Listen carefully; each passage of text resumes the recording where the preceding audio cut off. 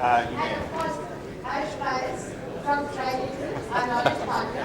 Harsh is going to be moderating the session. And all the best, Harsh. Have a good session.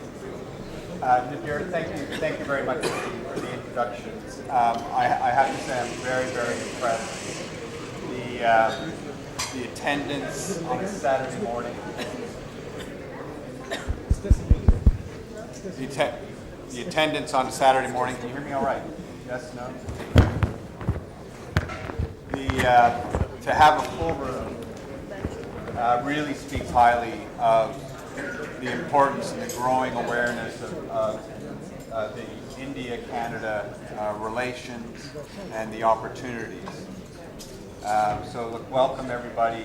Congratulations also to Air Canada for the first Vancouver-Delhi flight. I understand it was a record time for any flight from Vancouver to Delhi. So congratulations. Look, for those who don't know Scotiabank, we're Canada's most international bank. We have a long history in India. We opened up officially as a bank in 1983, but we actually, a subsidiary of ours, did its first transaction in India in 1674. Scotia-Makata did a gold financing transaction in this country more than 340 years ago. So we have a very, very long relationship, and we're certainly, I think, entering into a period where the Canada-India relationship is really poised for the next level of growth. Now this session is really geared to talk about financing options, capital markets from an India perspective, and particularly international financing and the corridors that exist and that are available for Indian investors to tap. I think the discussion, the previous session, teed up this session very, very well. I also want to comment on Anita George's reference to India as being a bright spot in a gray world. You know, I think that's really very, very much true. India is the 7th largest global economy and is clearly the fastest growing major economy of the world. I think this economy and the tone within India is very much positive, which is a significant change from the last, from say 3 or 4 years ago. I think the current government, Prime Minister Modi, has really now proving a substantial and real change occurring. But there's still more work to be done. And capital markets, investors, international investors have a role to play in facilitating the growth and the investment that still is to occur. I think the government, over not just the last few years, but really over the last 2.5 decades, has been putting in the building blocks to facilitate investment. Investment is really key to drive growth. You know, capital is required to drive growth in the economy, employment, and India has had a slow but steady approach to facilitating the growth of its both domestic capital markets and also allow for investment and international capital to come into the economy. The domestic stock markets here now represent close to being top 10 from a market capitalization standpoint amongst all the global stock exchanges. The trajectory in India suggests that it's going to probably pass the Canadian Toronto Stock Exchange in the next few years. And really, I think, you know, the infrastructure that exists from a capital standpoint, from a private capital standpoint, is I don't think has ever been stronger. A lot of work that still needs to be done with respect to the banking sector, and particularly the PSUs, with respect to strengthening their balance sheets. But here again, international capital has a potential role to play. Um, Canadian investors, institutional investors, the pension funds, the government, federal government through EDC, have played a significant role already in facilitating investment, either making direct investment or through EDC, facilitating in some ways quite creative and in a very proactive way the investment that occurs that may have a Canadian connection. I just want to highlight some of the milestones that have been achieved over the last few years. CPPIB is probably recognized as the leader, as the first mover in terms of making investments in India. They've been active in the real estate space, financial services. They're been an active investor in infrastructure, and now looking at the distressed debt sector. And I think that's very important because I think that there is, again, a role to play for private capital helping India deal with the NPL situation on the bank's balance sheets. Anita George talked about the case of Depot and the investments that CDBQ have been making and what may be on the horizon. Ontario Teachers made a $200 million investment earlier this year in Snap Theatre. Prem Watsa, who has had an investment vehicle here in India now for a couple of years, has now just launched a fund that Canadians can participate in order to get exposure into the Indian marketplace. And we're very proud of Scotiabank to be facilitating that by providing some financing into that structure. Brookfield made an investment recently in partnership with Reliance. And British Columbia. They raised funds through a Masala structure and then reinvested those funds here in India. So look, I think it's when you think of one transaction in isolation, it's interesting. But you really start to think about the list of transactions that are happening. I think it speaks very well of the partnership that already exists between Canada and India. It speaks very well of the opportunity that exists, and really it speaks very well of the future. So thank you, Nadir, again for giving me the opportunity to chair this panel. Like any good chairman, I delegate. So I'm going to delegate to Harsh. That will be our moderator. As a lawyer, I'm used to receiving delegations, so thank you. Thanks, Peter. I think you summed up the moment very well. And I think this event is symbolic of that. Given that on one hand, Canada has a deep and long history of sophisticated financing and investment in assets, not only in Canada but across the world, and has institutions which have developed that over many decades and have a deep cachet of not just. This session really looks at how the two worlds can be connected, and usually the way to connect these two worlds is through financing. And key to financing is that the person providing capital gets a return in an expected and stable manner, and the business receiving the financing gets the funds to grow along its projected growth path. I just had the opportunity of speaking with Mr. Hopkins shortly before this panel discussion as to how this is such a unique time, especially also for British Columbia, in terms of being a unique moment in time when the interest level on both sides, in both of these worlds, and the opportunities are so great.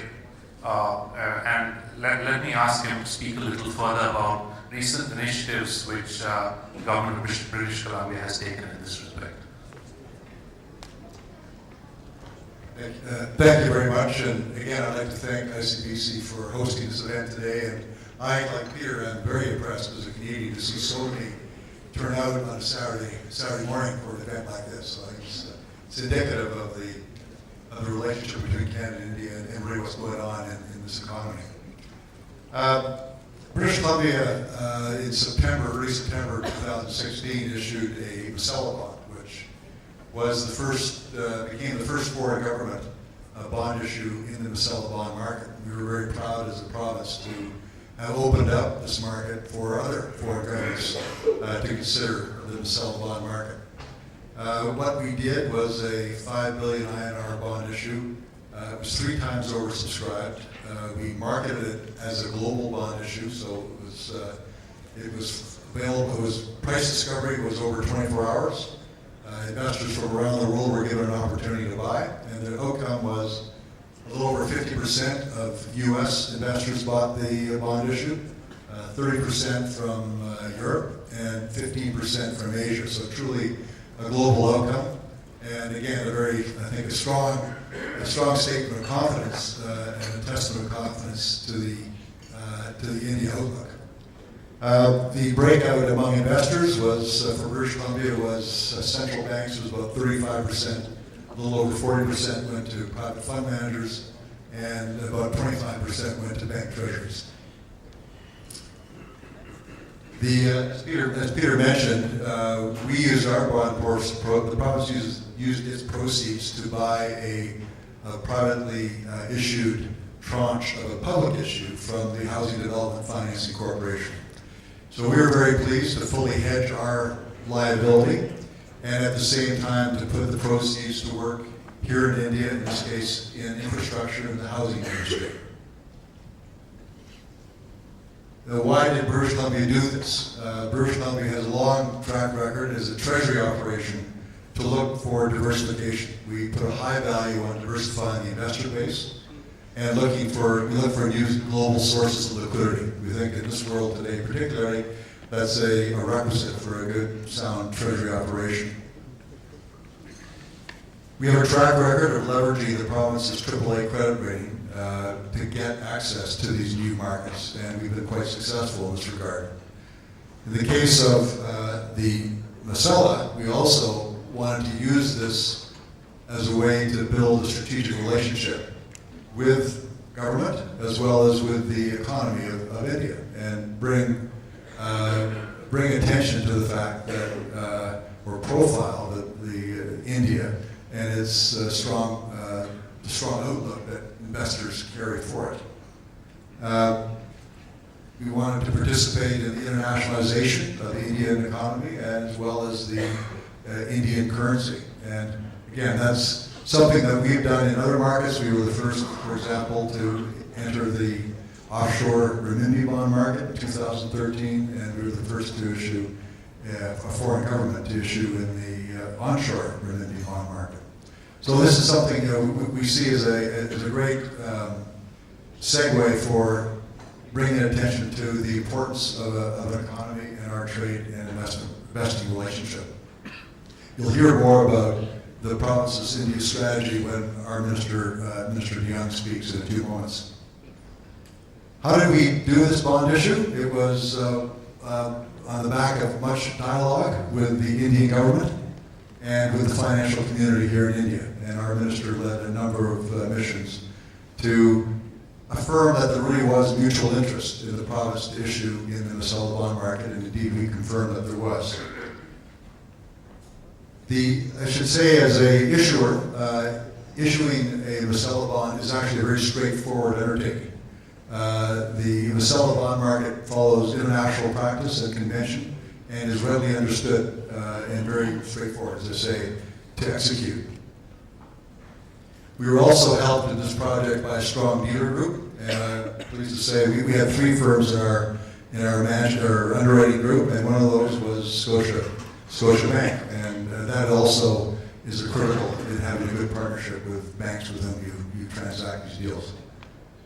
So the outcome, I think, of the province's Masella was a strong statement of confidence in the INR and the Indian outlook, I would hope that there'll be other governments, foreign governments, that will follow the province of British Columbia.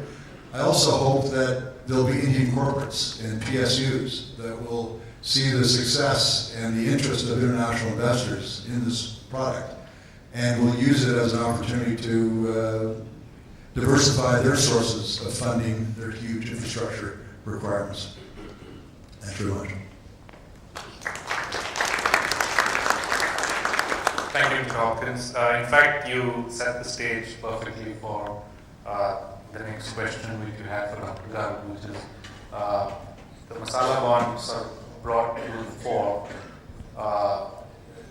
Two factors which, for those of us who have been following the financing markets in recent times, we have never seen so much focus being placed on until recently at the same time, and that is firstly the integration of the Indian capital markets with the global capital markets, including in ways which don't seem immediately obvious but are very important, like the bankruptcy code.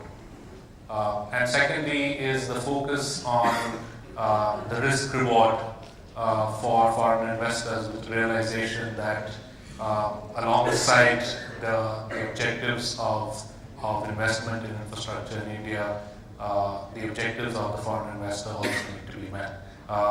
Let me get your quick thoughts on the government's thinking on the way forward to take these two. Follows very well on the backdrop that just earlier this month, the Indian Finance Minister was in Toronto for a couple of days, and he met a number of the pension funds, and the names that Mr. Heidegger was mentioned, who have invested in India. And there was also a bilateral meeting between the Canadian Finance Minister and Mr. Jaitley. And I think to that extent, this follow is in ICBC is very well timed.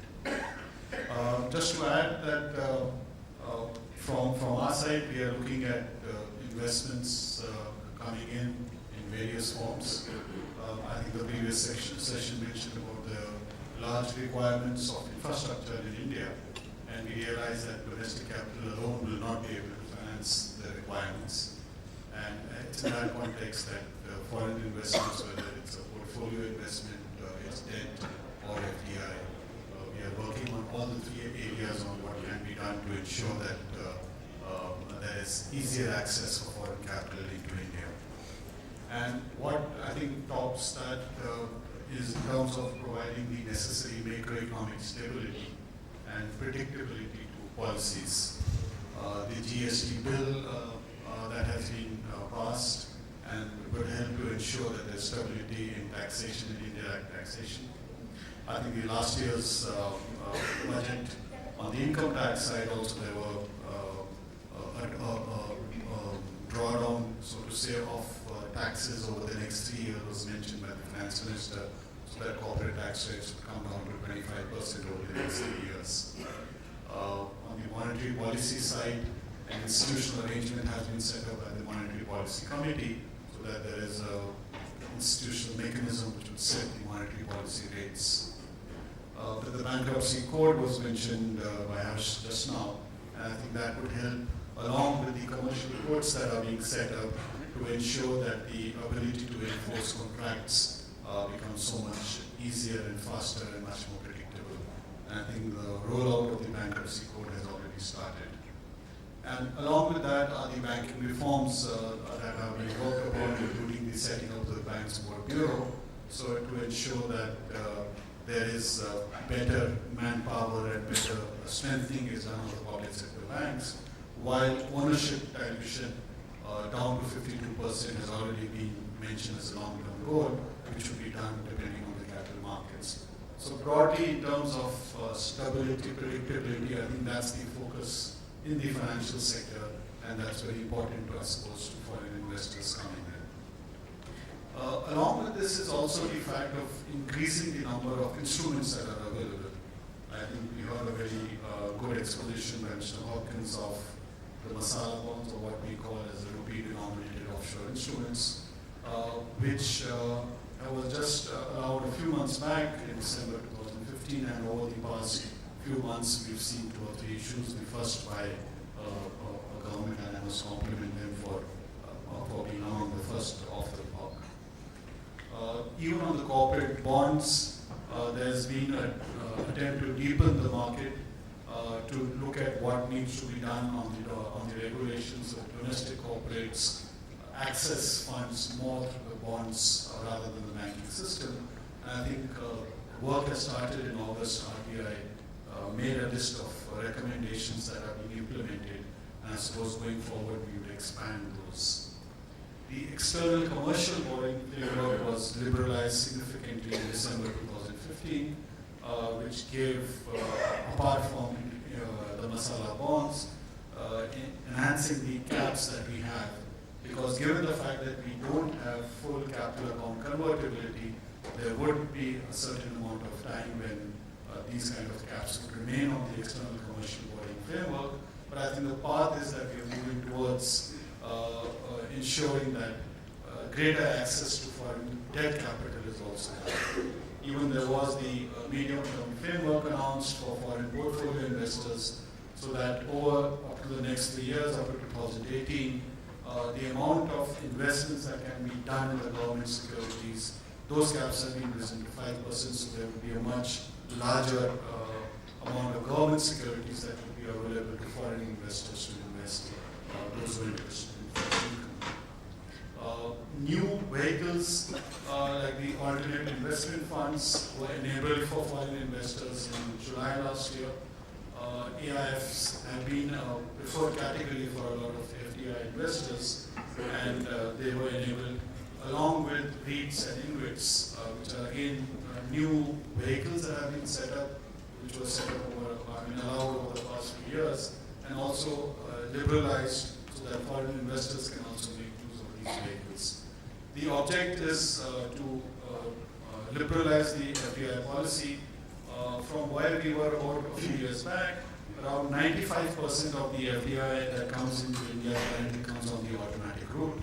And I think significant changes were made over the past 2 years in all sectors, and I think that's the path that we are following. Broadly, so that's what I wanted to mention, that whether it's institutional investors, whether it's debt, fixed income investors, or FDI, the path that the government has been following, and I suppose will follow as we move along, is in the path of increased liberalization. And it's given our firm belief that the requirements that we have of investment in India is much larger than what the domestic capital can provide. And we need foreign capital, and what we would like to also believe that it will be attractive for them also to invest out here. Our government securities rates are in the region of 7 to 8%. So obviously the kind of returns one would expect on equity would be higher, and we believe that these kind of returns would continue to be available in India, and despite the exchange rate risks that might be there, and which we hope to only reduce as we move further, the returns that the Indian market would continue to offer to investors would continue to be attractive.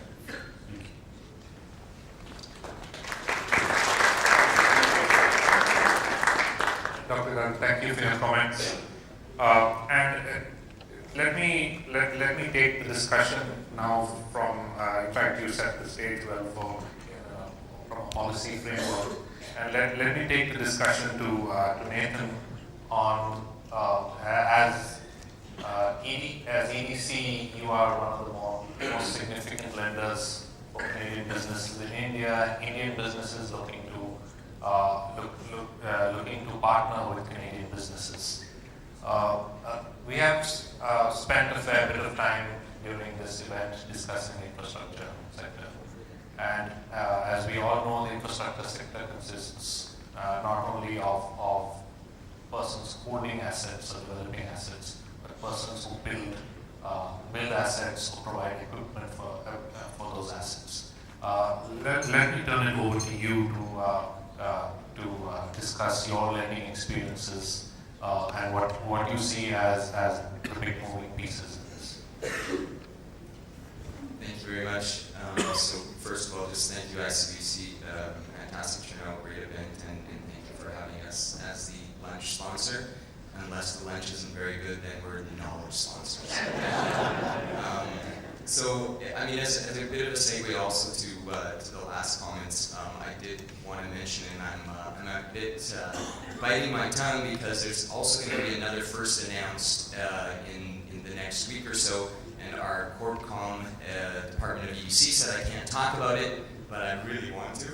So I'm going to mention it a little bit. So there's also going to be an announcement by EDC together with Scotiabank for the first Masala loan. So for those of you who don't know what that is, it's basically just an ECB, an external commercial borrowing, in rupees, but Masala loan sounds a lot sexier, so we're going to go with that name.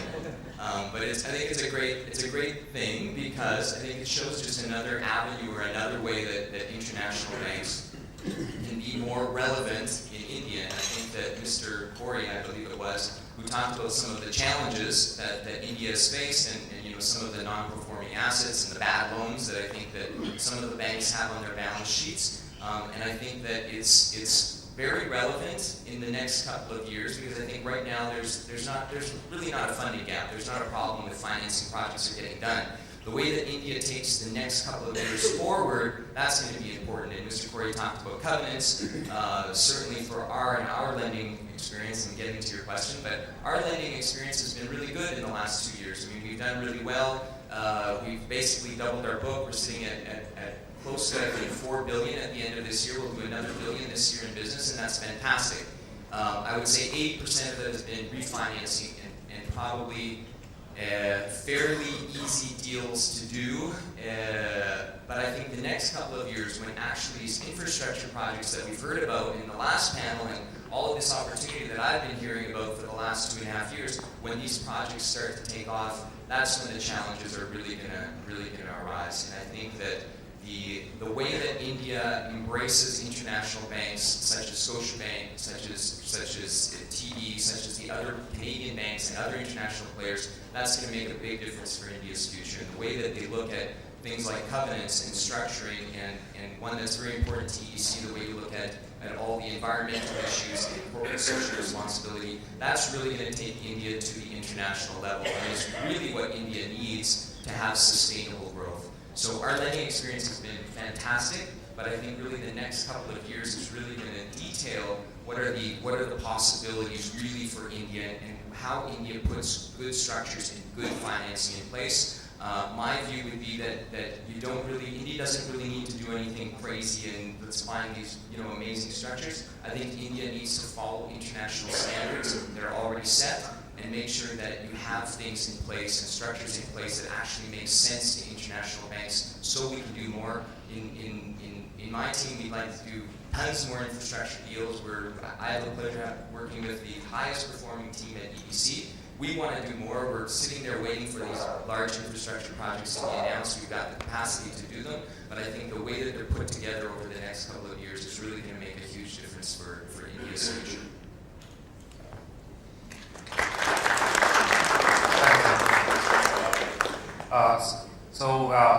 Moving from spice and masala to another mouthful, which is the National Investment and Infrastructure Fund. Let me hand it over to Sujoy to tell us more about NIIF. Thanks, Harsh. So I started on the job earlier this week, so I think I owe a special thanks to ICBC for inviting me to speak on the panel even as I'm getting my feet wet. So thank you. And it's not just that this is the first public event that I've spoken at, but also my first trip on my current job, which is even before I started, was actually to Canada earlier this month. And I think that explains how critical we see Canadian partnership from an investment standpoint is for an NIIF. But at this point, I suppose a lot of people are basically have the question of what is NIIF all about, and so let me start really with the thesis behind NIIF. We are probably on the fourth or fifth wave of emerging market investments, particularly investments coming in from the Western world into emerging markets. And while there are many different attributes to what drives returns, there's one attribute that is consistent across all those cycles. And that is when you invest, in a stable macro environment which is undergoing reform, you are expected to outperform everything else. And that's why we believe that the time to invest in India is now. There's lots being written about the macroeconomic stability side, and you've heard over the last two panels and even in this panel about the reforms that are being undertaken. And that's what we believe is going to drive investment returns in India over the next several decades. Second factor, that in the current macro, the driver of the macro is going to be infrastructure investments. So the sum total of what we heard in the last panel, by the most conservative standards, which is coming from McKinsey, is about $450 billion over the next 5 years. If you look at the Government of India estimates, it's about double that amount.